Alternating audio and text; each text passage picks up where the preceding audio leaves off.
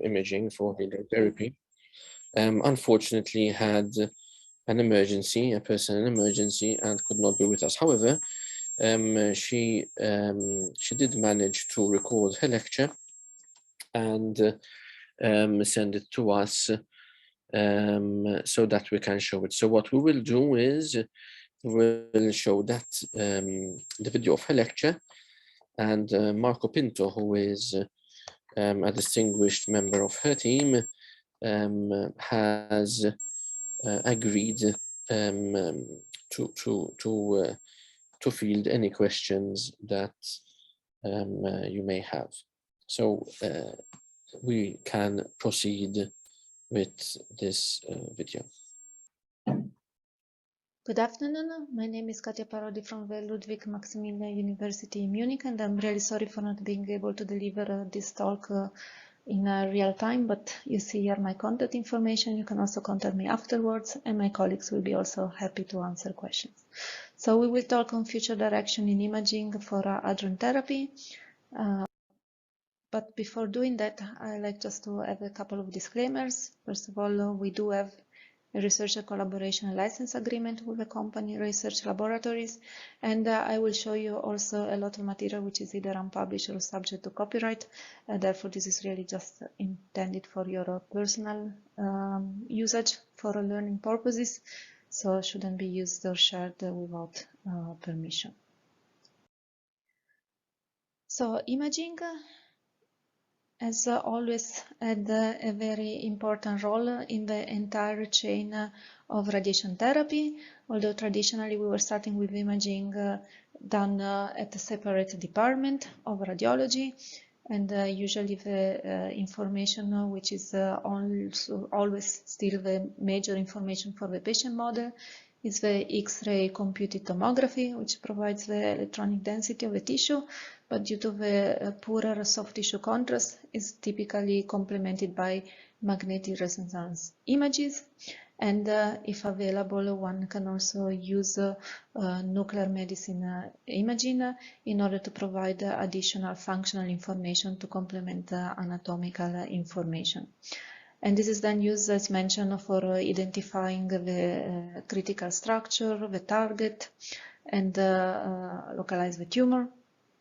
And then, as mentioned, it was already pioneered, as you see here from historical images from the experience in proton therapy at the Harvard cyclotron, that then this three-dimensional information of a CT were fundamental information in order to do the treatment planning, and also to introduce concepts like the beam eye view to select the beam directions, trying to spare the critical organs. And then in the treatment room for many decades in particle therapy, there was usage of X-ray radiographies, so imaging technique that was really pioneered from the high precision needs of particle therapy. And the idea, as you see here also in a more modern facility like the Adler facility, the idea was that you could compare the projection of the X-ray radiography to projection calculated from the planning CT, so with this digital reconstructed radiography, and from their comparison one could deduce the adjustment to the treatment position to be, for example, applied by a robotic couch. But although this, as mentioned, has been used for many decades and is still being used in some particle therapy centers, of course, we are very happy that later in the latest years, we have seen also the introduction of the advanced in-room and onboard kilovoltage X-ray volumetric imaging has also been now really becoming the standard in advanced photon therapy. And you see that there are different implementation and flavors, either of cone beam CT, so where you have a source and some flat panel, and there are different possible implementation attached to the gantry, or in this case to the couch, that are also attached to the ceiling. You can also have full diagnostic quality FEM beam CT on rails, which can be basically moved in the room to make the images with the patient already on the patient couch, which will be then moved to the treatment position. Here you see another implementation for a compact single room facility, again with this CT scanner on rail.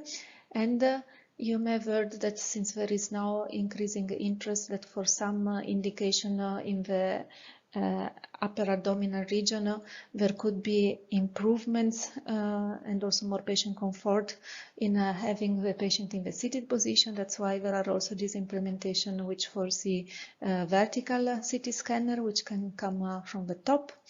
And you have also never heard of new concepts of a new facility, which to again reduce cost can use the concept of fixed beam lines, and then you can have the patient on these particular robotic chairs, and also here you would have then the X-ray CT scanner in vertical configuration. And of course, the FemBeam CT offer the best image quality. However, depending on the implementation, you might have still to move the patient. So the patient is still on the treatment position, but has to be moved between the imaging device and the treatment position. Whereas if you do COM-beam CT, you can have really the imaging at the treatment ISO center. And however, due to this implementation with the COM-beam geometry, the image quality is typically inferior to FemBeam CT, but there has been also in the last years a lot of improvements in the image quality, also driven by the wide adoption in photon therapy, and this comes with improved iterative image reconstruction and several techniques for scatter correction, and of course with the support lately also of artificial intelligence. Here you can see an example of how, compared to the traditional reconstruction, if you use this iterative reconstruction, you can improve a bit the quality. And here on the right hand side, already shown for some application to proton irradiation, you see how you can use this deep learning approach also to remove scatter, obtaining similar results as the more traditional model-based scatter correction, and they all can work not only in stationary anatomy, but can be also applied to moving organs of with time resolved for the CBCT images.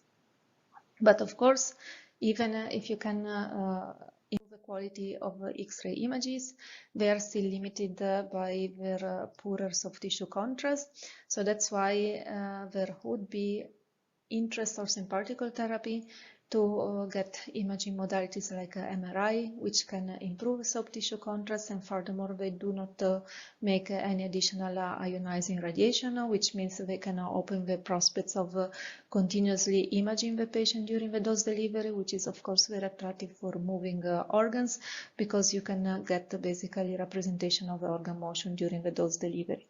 And you may have heard that it was also a long path for photon therapy to bring this from the initial proposal you see in 2000 from the group in Utrecht to then having the first prototype installed at a UMC there, and then a few years later also the first demonstrator of a gantry-mounted prototype, which was already the precursor of a later commercial device, although the first clinical treatment was done at another device which for more convenient integration was actually using cobalt sources with a magnetic resonance scanner.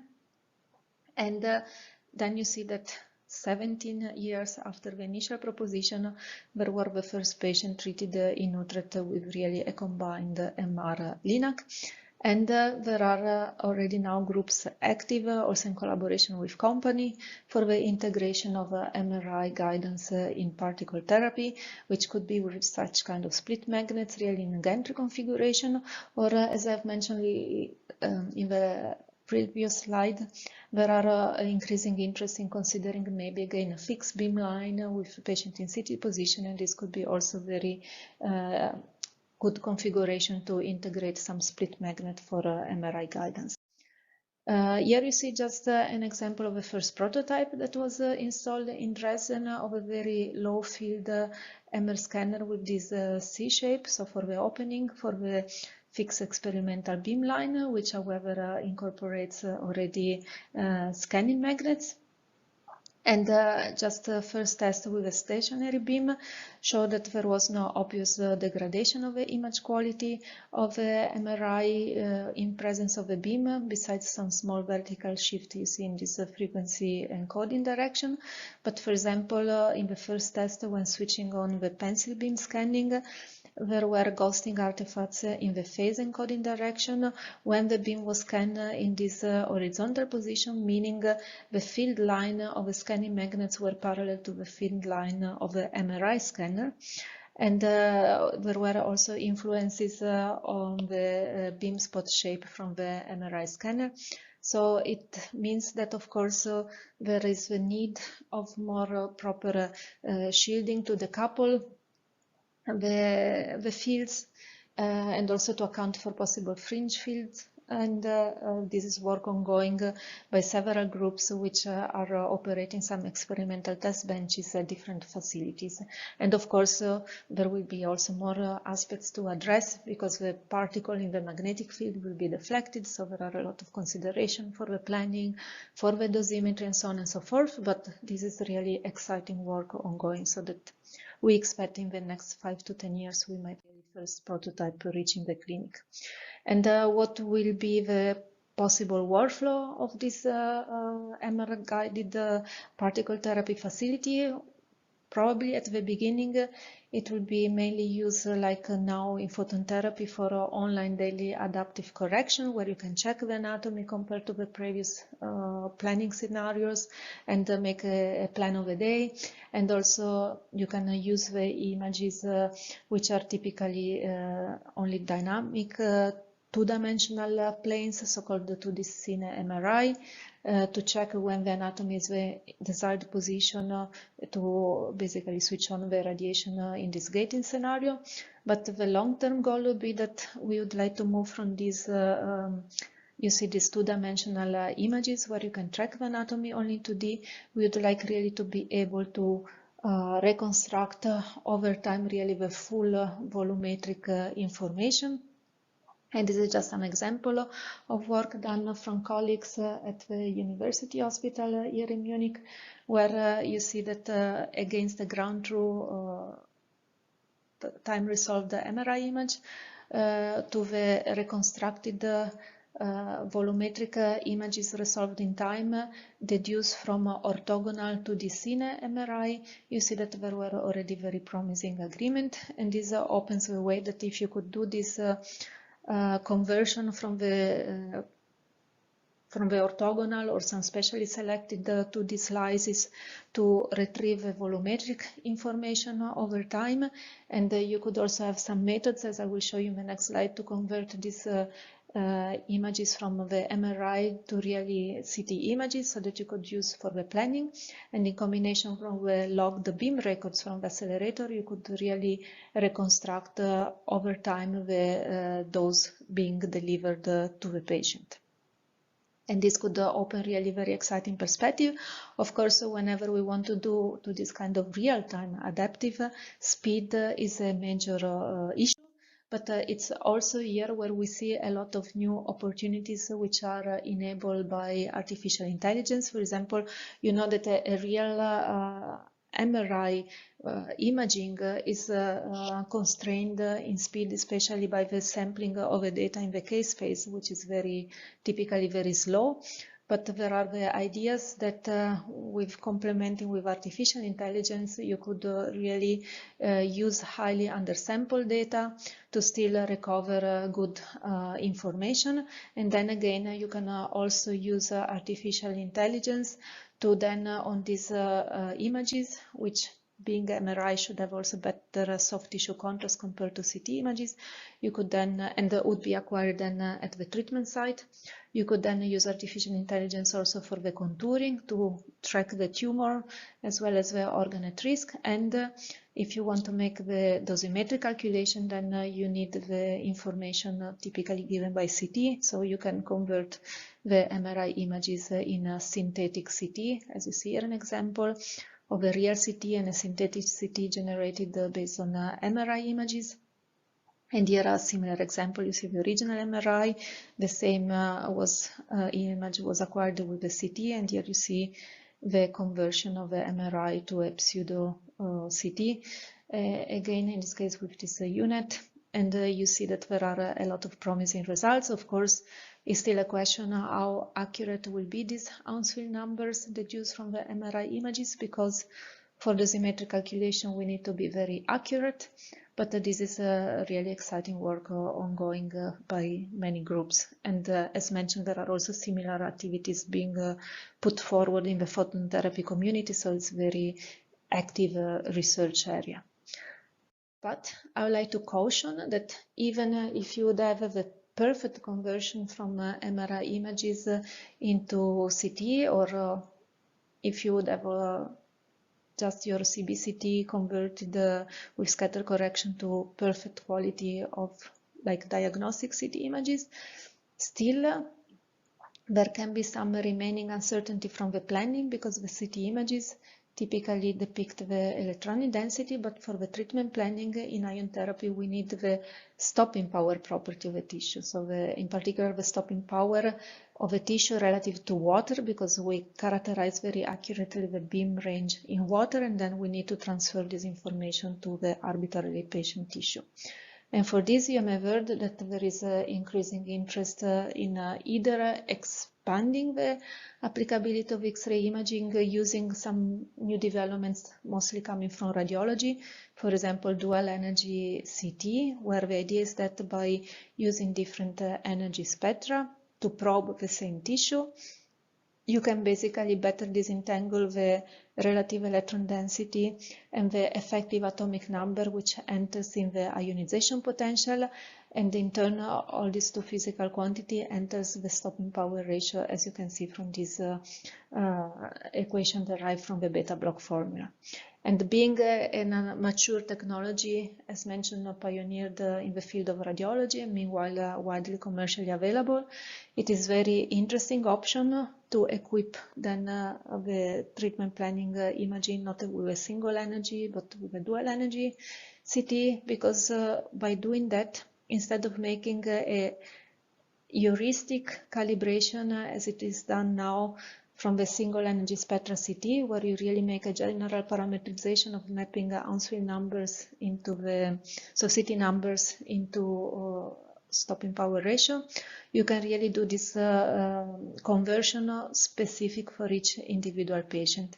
Here you see some work in Dresden done, where you see for this patient a proton treatment plan, and you see calculating the SPR with a standard method or using this patient-specific conversion based on the dual energy, and you see that if you make the difference, you see that there is a variation in range. We know, in fact, that this heuristic calibration can be inaccurate up to something like 3%, and there are now indications that this conversion could be accurate with better than 1%. Of course, it's difficult to get the ground truth in the patient, but this, what I'm saying about the expected accuracy, comes both from a lot of measurements in phantom and tissue samples, ex vivo samples, but also by comparing the prediction from the planning with some method for range verification that we will mention later on. So there are really good indications that this is a promising technology. On the other hand, one could question why should we really convert the X-rays into this SPR when we could have the ion beam itself that, if energetic enough, could be used to traverse the patient. And in this way, you can get basically an integral of the SPR overall of the ion trajectory. Of course, the problem is that the ion will then not go through a straight path, but will scatter, so you will need a bit more advanced detectors, and there are a few prototypes underway. I would like here to point out this PCT scanner developed by a collaboration around Reinhard Schulte in US, and this is really borrowing technology from a high energy physics to track individual protons, so that you can really reconstruct the trajectory of a particle and then measuring the residual energy to deduce this integral of SPR.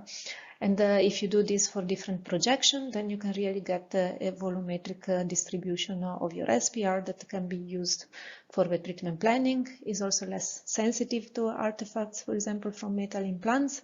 And since you basically put the high dose region in the detector and not in the patient, it also opens the prospect for a low dose imaging modality. And as mentioned, many groups are working on this topic. Here I just would like to show you some results obtained by our students in Munich. When we still had a proton therapy center accessible in Munich, we could make these experiments in ex vivo tissue samples, which were traversing here different type of tissues, and then we were probing the residual range in this 3D dosimeter, which is a gel dosimeter, and therefore we could deduce the SPR of these different tissue samples from the really experimentally measured range, and this could be compared to the SPR deduced from the different calibration obtained from single energy spectrum and the dual energy CT, using a state-of-the-art dual source, dual energy CT scanner. And here what you see are different conversion methods using the processing of the dual energy data compared to this dark blue point, which is referring to the single energy CT. And you see that what I now here highlighted in red, this was the error, so the mean absolute deviation from the ground truth, which was measured with a single energy compared to the best result with the dual energy CT using this so-called Psi2 method. And then we also use the same approach, then this dual energy with this conversion method with some plastic phantom, which we could also ship to US, to the collaborators, to be put in this prototype of proton CT scanner. This is here work led by Dr. Dedes. And you see the first comparison of from the same object of the state-of-the-art dual energy and the prototype proton CT scanner, and show that there was already competitive performance of a proton CT scanner with actually a bit reduced mean absolute percentage error compared to the dual energy CT for the stopping power ratio. And notably, there was also much lower imaging dose for the proton CT, although to be fair, we didn't try to reduce the imaging dose of the dual energy to see how the accuracy could still be maintained while reducing the dose. So it's not yet a fully fair comparison. Of course, you can see that there are some slight artifacts in the proton CT. You have to consider this is just a prototype compared to years of development from a company, but this seems to be very encouraging to motivate additional research around proton and particle imaging. And another point I would like to stress is that if you do the imaging with the ion beam, you can do something which is very difficult to achieve with photon beam, namely, since we can do the images by the scanning beam, we can easily modulate the fluence at each position through the imaging, and this can be useful if you want to do these images very frequently, ideally every day that the patient is going to receive treatment. So you know already where the beam will go through the patient, and therefore you don't need to reconstruct the stopping power ratio of the entire image in this case, but so you would just want to know the good accuracy in the region where the beam is actually going, which means if you want to reduce the dose, instead of having very low dose images everywhere, you could modulate the fluence to have basically still the desired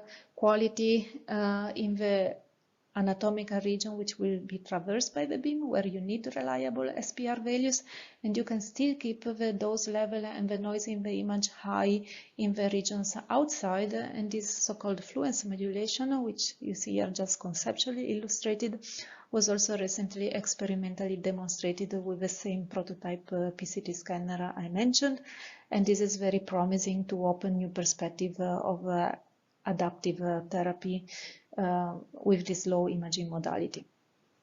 And as mentioned, there are a few prototypes worldwide. I'd like to mention that there is also a first company which is pushing a system for proton radiography, which I think is close to clinical deployment. And of course, the question is, should we just use proton imaging alone, or could be also still some interest in maybe combining the advantages of a proton imaging in terms of SPR, but with a good spatial resolution of X-ray images. And so that's why we are also looking into possible enhancement of in-room COMBIM CT, adding some few proton or ion radiography. This has been done in this project funded by the German Research Foundation. You see together with Dr. Gianoli. And we are also fortunate enough in Munich to have access to the first photon counting detector installed by Siemens in Augsburg. And we are studying whether these photon counting scanners could also bring some benefit compared to dual energy in terms of retrieving the SPR information. And this is done in this PhD project. But now that we have talked about how we can improve the imaging at the time of treatment planning, still we would like to have something to be able to really see where the beam is stopping within the patient. And since we cannot really measure where the beam is stopping within the patient, we can only rely on secondary emission, as you have also seen in other lectures. And here, although there are also some more possibilities, I would like especially to stress these three possible mechanisms. The thermoacoustics, which relies really on the energy increase and result in thermal expansion and production of acoustic waves induced by this spatial heating of a dose deposition, or we can also have emissions which are generated by nuclear reaction-induced processes. In particular, we can produce some positron emitters which will then decay and then will result finally in the detectable annihilation gamma rays. Or you can also excite the nuclei, which will then quickly de-excite and emit these very energetic prone gammas. And as you know, there has been already a lot of work ongoing, both on PET and prone gamma imaging, with already first prototypes being evaluated in the clinic. And for the PET, we have to say that, of course, depending on the half-life, there will be a bit of time elapsed between the irradiation and the time at which we will have a positron decay, which will then result in this annihilation gamma. And you have already seen the very impressive work done at now with this new generation dual LED scanner, similar a bit to the configuration that was used at GSI, but with much more advanced technology and data processing, so that they can really reconstruct the images in 3D of the irradiation-induced activity during the irradiation, so refreshing on time scale, I think about every minute more or less, so that you can really see how the activity is building up and compare this to either measurements from previous fraction or to some calculation.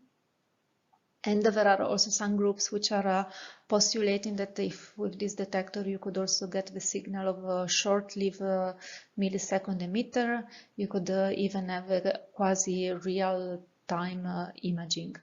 But if not, if you're waiting due to this time elapsed, you know that one of the possible criticisms to PET is that you are also sensitive to the fact that some of this activity will be washed away by biological processes. That's why there is also a lot of interest for this prompt gamma, because this is really a prompt emission within nanosecond. On the other hand, it's much more challenging to detect these energies in the mega electron volt range. And so far the system demonstrated are mostly just 1 or 2 dimensional detection, so not yet 3D, and are using still massive collimators. And then this project the signal on some position sensitive detector, and in order to collect enough statistics, usually they collect the signal from a few pencil beam, which means these are the time scales then involved. And here you see some example of the first application in pencil beam scanning, which was done at the University of Pennsylvania using this prototype from the IBA company. There are 2 prototypes, one in Dresden and one in Philadelphia. And here you see the nice agreement. So for different energy layers, a different treatment fraction. We could compare the fall-off position of this one-dimensional profile of a prong gamma, a different position of a beam compared to the expectation. Of course, here it is a very homogeneous brain irradiation, and now a lot of evaluation are being done also in more heterogeneous cases.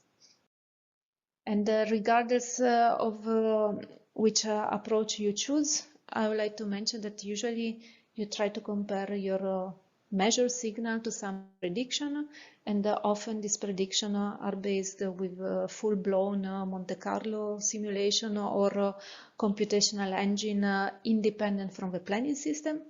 On the other hand, we have been lately also working, as I mentioned, with one of the vendors of treatment planning solutions or research laboratory, in order to be able also to incorporate these calculations of PET or prong gamma in the planning engine. And so we have basically, so far only for protons, accomplished to have this analytical PET calculation, which you see here fully integrated in a research version of the planning system. And here, compared to a offline PET measurement done after proton treatment in Heidelberg, you see very nice agreement. And this functionality has been already licensed, for example, to Shanghai, and they are using it very extensively. And we are also recently done the similar extension for prong gamma. This was work done by Dr. Pinto in my team, and you see here a comparison of this analytical prong gamma prediction compared to a full Monte Carlo, and here you just see the dose from the research planning system compared just to the Monte Carlo, just to get a baseline. And you see a very promising agreement for this prong gamma prediction, and lately this has been also experimentally confirmed in this master thesis work against phantom data provided by University of Pennsylvania. And why I'm stressing this? Because I believe that if you can incorporate this in the planning process, this can also open new possibilities. In fact, as I was saying, usually, especially for the prong gamma, you tend to integrate the signal from a few neighboring pencils to collect the sufficient statistic, because maybe it's a bit small to be seen, but here you see basically the accuracy of your prong gamma detection of the fall-off, and you see that this so the error decreases when the number of protons in your pencil beam. The problem is that to have really a lot of particles in a pencil beam, these are typically only very few pencil beams that have these very high statistics, which means usually if you just pick a treatment plan which has been optimized without accounting for prong gamma, there will be just very few pencil beams which can be monitored with prong gamma reliably, unless you then start to sum up the signal from neighboring pencil beam. But what we have shown, this was in a Marie Curie PhD work, is that you can actually on purpose put some constraints in your planning system such that at least few pencil beams which should be placed through the tumor region that you want to observe and possibly not overlapping with each other. So if you can boost them above the statistical threshold to provide a reliable prong gamma signal, still you can get a good quality treatment plan. We also check that we also don't spoil the LET distribution and so on and so forth. And this opens up an interesting idea that we could have basically this few pencil beams which are boosted, which are already part of the treatment plan. They could be delivered at the beginning of the radiation. And if we would have some methods to convert the prong gamma signal to estimate the dose, then we could also estimate what is the dose from this first exploratory pencil beam and put this back in some progressively adapting treatment planning process. And this is something we want to explore in the framework of a new European initiative, a so-called Raptor project, which is really aiming at a real-time adaptive particle therapy. And this is the PhD project of Beatrice Foglia. And since, as I mentioned now, there are several criteria that you could want to fulfill in your planning. On the one hand, you would like just to want to look at the dose or the you have heard there are a lot of biological consideration also coming from the LET distribution, but on the other hand, you might start also to want to favor the detectability of a few pencil beams which carry a good correlation to the dose. So we believe that there could be several plans which could be optimal and that you could make some different decision depending on which of these different aspects you find clinically more important. And that's why we want therefore to approach this treatment plan optimization process, including this range monitoring in a kind of multi-criteria approach. And this is something that we are now starting to do in collaboration with mathematicians, and the project just started. And in terms of acoustic, I mentioned that this is really trying to sense the thermoacoustic emission, which are produced by this localized heating of a beam in the target, which is naturally enhanced in the Bragg peak. And in particular, this is very enhanced if you are irradiating not with a broad field, but with this tiny pencil beam. And you don't need only a localization in space, but also in time.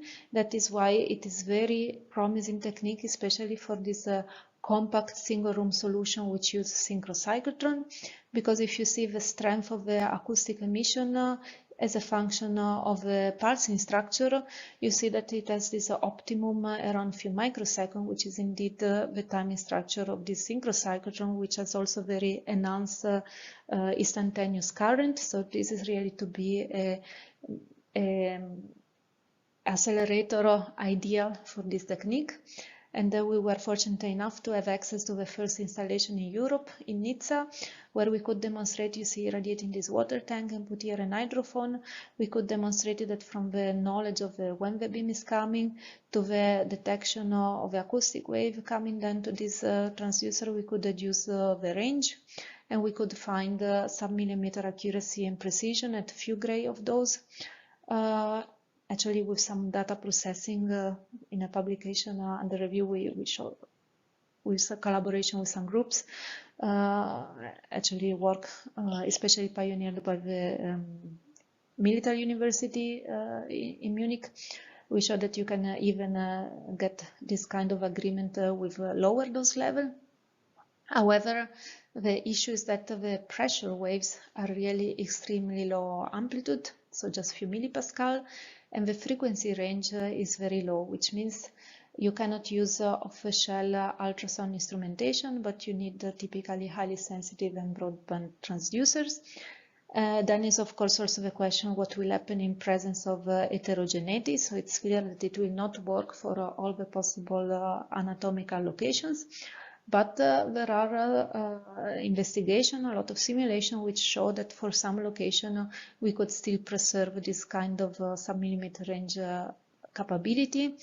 Although, as mentioned, there is still a lot of work being done in the R&D to get the good instrumentation for sensing these acoustic emissions, and ideally you like to co-register them with also ultrasound imaging of this anatomy, because this would open up a very intriguing prospect that you could monitor in real time the Bragg peak location really superimposed with the underlying anatomy for example, for moving structures like liver or maybe prostate and so on. Here you see also some experiments we did recently in this abdominal phantom to emulate some kind of like liver treatment. And here you see also the underlying ultrasound images, and the data analysis is now ongoing, and as mentioned is done in the framework of this collaborative work with a group at the military university and the technical university of Munich.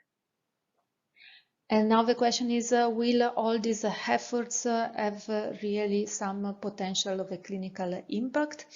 And this is also a question which is now being addressed by some groups. This is work led by MGH. Here you see our LMU student who did this PhD there. And what he looked into is for typical indication for proton therapy in the skull base, what could happen if we could reduce our range uncertainty from this current level of a few percent down to 1%. And indeed, he confirmed that in many cases you could have a really relevant reduction of the normal tissue complication probability. And furthermore, if you could control better your range, you could also start to consider different beam arrangement. And so this is also something that we believe could really impact the clinical outcome. But of course, it's not only a matter of this traditional view of radiotherapy where you have to increase the conformation of the dose delivery to be able to escalate the dose to the tumor and reduce the complication probability of the normal tissue. You have heard that there are very intriguing perspectives if you do this so-called temporal fractionation, where we give a dose with these single high dose rate pulses. And it has been said that the observation pioneered also in animal experiments or in cells is that when you do this kind of flash irradiation, the tolerance of the normal tissue seems to be increased, but the effect of the tumor seems to be preserved. And as you know, there are ongoing clinical studies started with electrons, but also now some with protons, initially mostly in superficial tumors. And this is and so these are all ongoing studies. And however, this flash delivery comes also with a challenge of monitoring, since these are very elevated dose rate, which challenge also standard detectors. But this also opens new opportunities, because depending on the radiation beam quality, the structure of a beam and the instantaneous dose rate, we could make use of this thermoacoustic emission that I mentioned earlier, so this ionizing radiation acoustic, which has been already explored for range verification in proton beams, as I was showing before in clinical studies. But before those, we actually did also preclinical investigation at an experimental tandem accelerator, a 20 MeV pulse beam. You see here irradiating a mouse leg ex vivo, and a collaborative effort with experts in optoacousy, put in different sensors.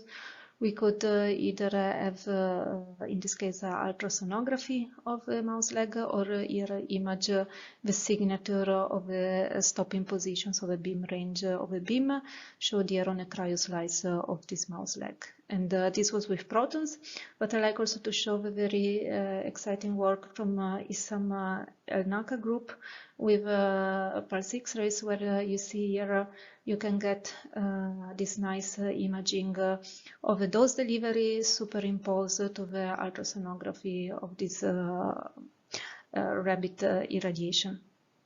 And their group also expanded now recently the activity to flash scenarios using a specially modified LINAC, which can provide flash condition for electron delivery. And what they show was a very promising correlation between the signal strength of this ionizing radiation acoustic and the dose per pulse. And they could also show, after proper correction of the data, also a very good behavior to really reconstruct the dose, which opens up really the possibility to monitor this flash delivery on the individual pulse level, which is very exciting. And so we expect that this could be also a promising method, even for imaging and dose reconstruction or proton beams. These are still work we have done at our experimental tandem accelerator, in this case just stopped in water. So if you see here the transducer and you see the wavefront arriving to this array, we typically get a first signature from the wave which is produced as a bright peak, then a second wave produced at this interface, and then a third wave coming from the signal which is coming back, reflected on this window, and then going to the transducer. This is how it was detected, and here if I start the video, you see that with this transducer array you can really make some tomography. These are the three signatures I was saying, from the bright peak, from this window, and from the reflection. And you may wonder why the shape is so elongated, but also making a radiochromic film measurements, you see that this was really the shape of a beam. So this was not yet under flash condition, but we can consider laser delivery also an extreme case maybe of flash irradiation. And this was just experiments done from members of Professor Schreiber groups in my department. And you see they went to a facility for laser-driven particles in Dresden, although we have also our own one in Munich, but back then still under commissioning. So this is experiments done at the facility in Dresden. And what they show is that this acoustic is also very valuable for beam diagnostic, because if you now stop your laser-driven proton beam in a water reservoir and again measure with a transducer, you can not only reconstruct basically the shape of a depth dose, which is here shown in good agreement with GAF-chromic film. You can also reconstruct nicely the energy spectrum of a beam, and this is all based on comparing the acoustic trace with some expectation depending on the energy of the beam, and basically solving some inverse problem to reconstruct this data. So all in all, I just wanted to mention that I believe that this radiation acoustic is also a very promising modality for flash applications. And finally, I would like to mention that imaging can be also very important to assess biological processes and response, and that's why ideally you would like also to have something on site. Ideally, you would like to potentially identify relevant quantities and biomarkers which could help you already very early to say something about the treatment effectiveness and response. And I've mentioned that there are already plans maybe in future to have, like in photon therapy now, integration of MRI with the delivery. And there are already works ongoing in photon therapy, how different dynamic imaging with MRI, like apparent diffusion coefficient or parametric images, could provide information which could be somewhat correlated, maybe also with machine learning and so on, with this kind of prediction of treatment effectiveness response. In photon therapy, there is also a company which is launching the combination of a linear accelerator with a PET scanner. And if you think that I mentioned that there are already in-beam PET scanner being evaluated in particle therapy, this could also open some prospects, which were already envisioned in quite old paper, that you could not only measure this very tiny amount of irradiation-induced activity, but ideally, if you could have an extremely well-performing scanner, you could also try to differentiate that from some injected tracer, which could provide some information about the tumor, and ideally in moving organs, you could even use this to track the tumor and guide the delivery. But there are also a lot of exciting imaging modalities I didn't mention, but when you think to prong gamma, there is also the so-called prong gamma spectroscopy, where you try also really to trace the energy of this prong gamma, because these are interesting signatures or characteristic emission of a nuclei, and this can give you important signatures about the underlying tissue elements. And these were experiments done in Heidelberg by this group around Joao Seco, showing that you can have the possibility to track also at penetration depth, so in depth in the patient. So this was actually in after some water degradation, and then put in some targets with different oxygen concentration. You see that the prong gamma signal was sensitive enough to track a small variation in the oxygen concentration, which opens up, of course, very intriguing approaches to monitor, for example, things related to hypoxia. But there are also some additional exciting developments in the field of positron emission tomography imaging. In particular, there are new scanners. This is work pioneered by Professor Moskal at the University of Krakow. It's a so-called scanner which enables multiphoton imaging. And the idea is that by tracking not only the annihilation photons, but also the emission of the third gamma, you can get information also on the lifetime of the positron, which can be very sensitive to the environment. And so they did also this type of experiments where you see they had some standard tissue or some abnormal heart cells. And if you make a standard PET measurement just to look at the uptake, then you don't see really a differentiation. But if you start to see the imaging of the mean positron in lifetime, then you start to see the differentiation between this type of tissues. And this is again very promising. And my very last point is that you like not only to have image guidance to improve the clinical practice, to maybe in future enable this safe delivery of this flash, and also to provide additional information related to biological response. But it would be also important that now that there is more and more translational research testing new drugs or new treatment scheme in small animal, we should like to help the biologists also make precision experiments in this very small animal structure. And there are now emerging platforms also for protons and heavier ions, which try to tackle this problem using some collimator to collimate the particle beams. But usually in terms of image guidance, they simply integrate some cabinet for cone beam CT, which are adopted from a small animal irradiation platform commercially established meanwhile for photon therapy, which means they're typically limited to morphological image guidance and passive beam shaping. So what we are doing in our ERC project, CIRMIO, is to try to realize and demonstrate a prototype system which could enable precision image-guided small animal proton radiation for integration in experimental beamlines of clinical facilities. You see the different work packages of a project. First, to improve the beam quality, so basically degrading in energy and focusing actively the beam to irradiate these small structures.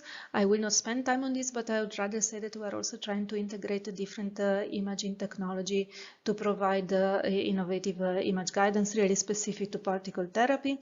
And in particular, I will here stress the things of the pre-treatment imaging, where we are also trying to do something similar to what I showed for clinical, namely really the proton radiography and tomography. And led by Dr. Borfele, we have this in-house development of really single particle tracking system using gas detectors. So since the energy are very low, we need a detector of very small material budget. And from the expected performance, this is the kind of images we expect to achieve. We expected the range error for the planning below 1%. But if we go to synchrocyclotron, where there is this elevated instantaneous currents, we cannot really track individual particles. So we are also investigating pixelated spatially resolved detectors, like here the time peaks, also pioneered by technology around CERN. And here you see some measurements of this calibration tiny phantom with very small rods, and here is a kind of radiography done in Trento. We also did recently now some experiments with ex vivo mice, and we are still to evaluate that, but with proper distances we believe we can get water equivalent thickness error below a few percent. And for the range verification, in addition to the acoustic technology for pulse beam, we are also developing a high sensitivity spherical PET scanner with special detector with very small pixel size and depth of interaction to get very accurate spatial resolution, and the wide opening, as you see here, to accommodate the beam, as well as the mouse holder and some additional detectors. So we did a progressive different campaign, both in proton and in light ion beams. Here you see started from a few detectors, and these are just preliminary results obtained at GSI with a stable radioactive carbon ion beam, then oxygen beams, and here some arrangement with a complete system APSI in proton beams. Why we moved also our detector to this GSI? Because we are also involved in the ERC project BARB led by Marco Durante. And as you know, with the upgrade of the accelerator potentialities, like at the FAIR project, but similar, I think, activities and ideas are also being discussed at CERN. If you can improve the current of your stable beams, then you can also produce secondary radioactive beams of very high intensity, which could be sufficient for therapy. And this opens up the prospects that you could use this radioactive beam because these are positron emitting. So this will give you a very bright signal of a stopping position of a beam compared to the measurement of the irradiation-induced activity. And to this end, we're actually in charge of developing the imaging system, so not only our Sirmium PET scanner, but we would like to upgrade it with some scatterer to really make a possibility to measure both PET emission and prone gamma, expanding a bit the capability of this so-called whole gamma imaging approach. So you see the same idea, the PET scanner and some scatterer here, and by Compton kinematics, you could not only measure the annihilation photons, but also individual gamma or even triple coincidences. And this was work led by our collaborator Taga Yamaya, where you see this nice first prototype showing with a tracer where you have both PET emission and some delayed single photons. You can see with the same system you can have this very impressive PET and contour images. And with this, I like to conclude and say that on-site imaging is becoming an essential component of the entire radiotherapy chain. And there are a lot of advancement in detector technology, but also in data processing, also with artificial intelligence, which can now open the way for improvement in spatial temporal resolution, for image guidance and online adaptation in modern radiotherapy in the treatment room, and opening also the prospect of verifying in real time the range and also the dose delivery for conventional techniques, but maybe ideally also in future for FLASH, ideally really at the individual single pulse. But I think there is also a need for imaging of biomarkers and probing of physicochemical processes beyond the treatment mechanism in order to understand the optimization and see also some response assessment. And I believe that there are a lot of intriguing technology. Not only we are seeing developments toward FLASH, or you've heard also about laser technology and so on, but also we should invest in supporting precision preclinical research to help the biologists to better understand these new frontier effects, which could be later on translated into better clinical treatments. And with this, I believe we have a bright future for advancing in particle therapy. I'd like to thank my team, our broad network of collaborators. Of course, all work would not be possible without the strong support of the funding agency. And I thank you very much for your attention. Thank you. Okay. So we thank Katia Parodi for that fantastic overview. As you know, Katia is not with us, and instead she has asked Marco Pinto from her group to join us. Thank you, Marco, for being here with us. For any questions. Are there any questions relevant to this talk? Thank you, Marco, by the way, for joining us. Well, it's my pleasure, and hello all, and yeah, it's my pleasure to be here. So if you have any questions, yeah, just nice to see you after such a long time. Indeed, indeed. So Chris, shall I leave it in your hands? There's one from Habiba. Yeah, there's the first question from Habiba. So. Yes, I had a question regarding dose delivered by imaging.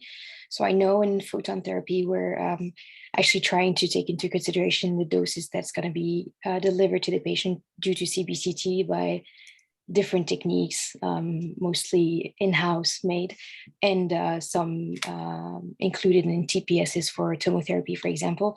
I was wondering if this is something that could be done in heavy particle therapy, or yeah. Well, the photon dose or imaging dose in general? The imaging dose in general. Okay, actually, that is something that we are actively looking for. So it's when for example, in our group, we have this proton CT work, and most of the things that we do in that regard, we try to always compare with let's say with the competition, with what are the other solutions are there. So, for example, the dual energy CT that was also part of this presentation. And actually, it was found that with this fluence modulator proton CT, we can get much lower imaging dose when compared to a dual energy CT. As Katia mentioned in this recorded presentation, well, it was not exactly a fair comparison.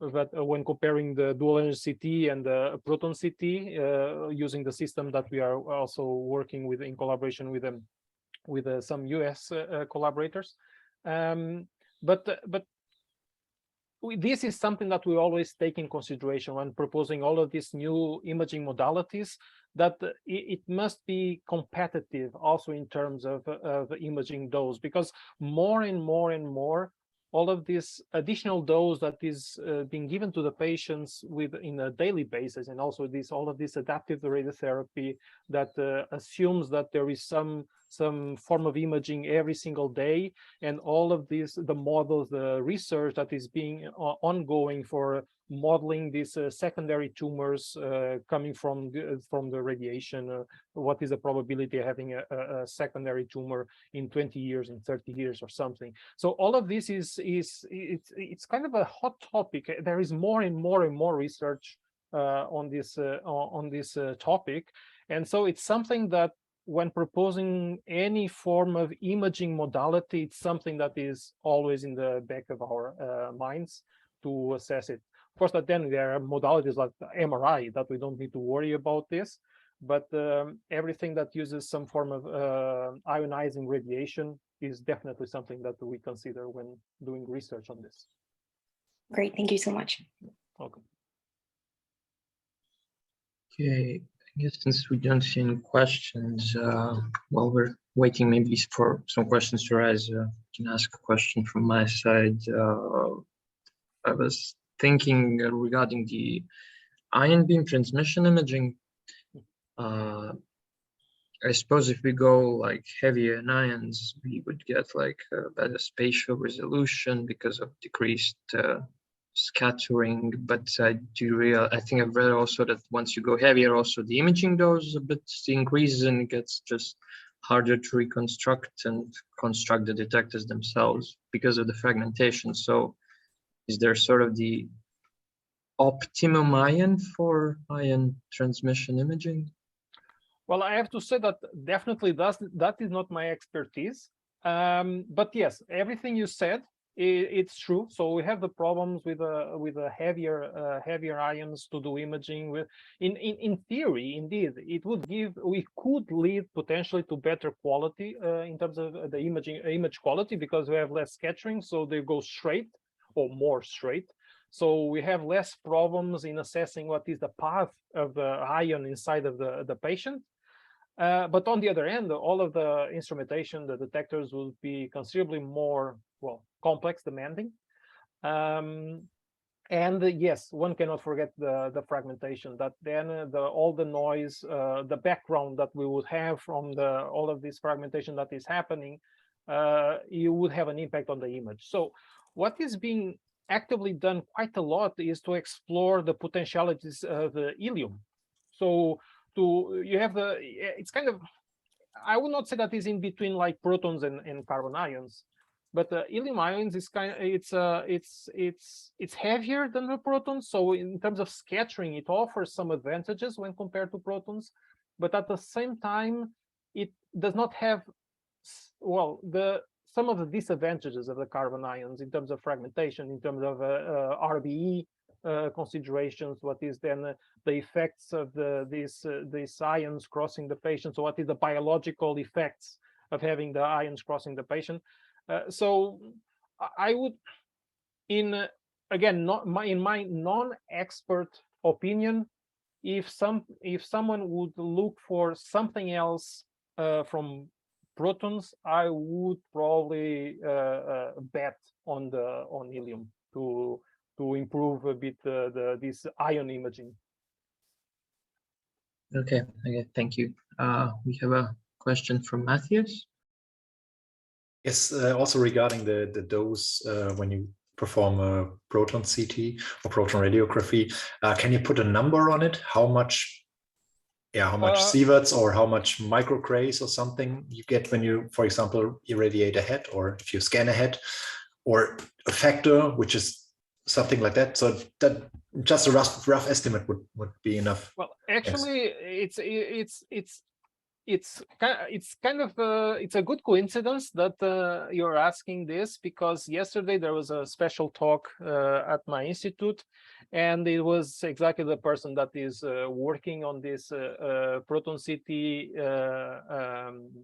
topic, and he indeed discussed this. So I can tell you that for the work that they did, and Dr. Dedes, and there is a difference, more or less a factor 10 when comparing proton CT and a dual energy CT. So we're talking about, for the proton CT, using what has been also shown by Katya in around slide 11. So this that she also mentioned that was not a fair comparison. So the dose for the proton CT was around 3 milligray, while the dose for the dual energy CT was around 20-30 milligray. But again, this was not optimized, the dual energy CT. So the dual energy CT, indeed, it should be checked how lower we can go to still keep some reasonable accuracy. So, but we are talking about a few milligrays. Yes, thank you. It is quite impressive. 3 milligrays even for a good CT scanner is very good value. So Don't see anything in the chats, but Okay. if I may not miss the opportunity, I hope you can answer it fastly. I hope so too. It's regarding sort of the advances in the PET imaging, like in vivo PET imaging. So one of the techniques is like delivering some of the spots a bit differently, so there's more activity signal, and the other one is like going from carbon 12 to carbon 11. Like the benefits we achieve in these techniques, is it comparable, or like changing the ion is way more better than the adapting the spot scanning technique? Well, adapting the spot scanning does not bring you a lot of advantages. So what is done sometimes is, when there is a PET monitoring protocol, since you are interested in the distal part of the radiation field, so at the end of the tumor or the target, let's say, because there it's where you want to check if there is some deviations, if indeed the beam went further, or well, further or shorter than the actual target limits. So what sometimes is done is to, typically in a therapy center, the delivery is from the distal layer, so the layer further away, and goes to create the SOBP, the spread out Bragg peak, to cover the entire tumor, and comes proximally. But what often is done is the other way around. So you start from the distal layers. You start from the proximal layers and you go to the distal layers. Why? Because the last layer is the distal one, which then you have more activation there to then do the PET. But what Katya also covered in the slides was to use radioactive beams. So by using the radioactive beams, when you use a stable carbon-12, well, you need to wait for some activation. So the carbon-12 needs to fragment into carbon-11, for example, or carbon-10, or other species, considering the targets in the human body. But if you have in itself the beam as radioactive, essentially you have essentially the entire beam as a source to your imaging modality. So yeah, this is really one of the possibilities for this PET monitoring, but on the other hand, is extremely difficult to have these radioactive beams. So there is a lot of research on how to get these radioactive beams with enough quality to then allow for the imaging. And there is a lot of research here in Germany, at GSI, also in Japan, on how to accomplish these radioactive beams to then allow for better PET monitoring. Okay, thank you. Okay, I guess I think we can. Yeah. We can now proceed. Okay, so we have our final student session.